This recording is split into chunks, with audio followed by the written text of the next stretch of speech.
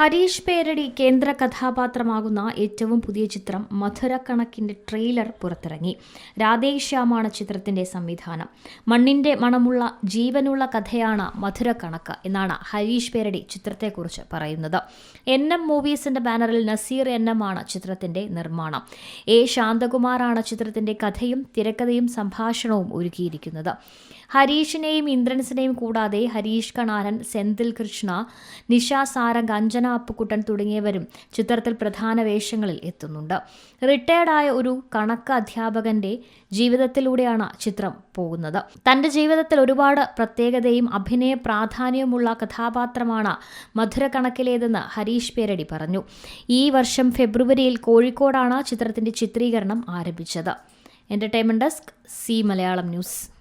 ഏറ്റവും പുതിയ വാർത്തകളും വിശേഷങ്ങളും വിരൽത്തുമ്പിലറിയാൻ സി മലയാളം ന്യൂസ് എല്ലാ ഡിജിറ്റൽ പ്ലാറ്റ്ഫോമുകളിലും ലഭ്യം.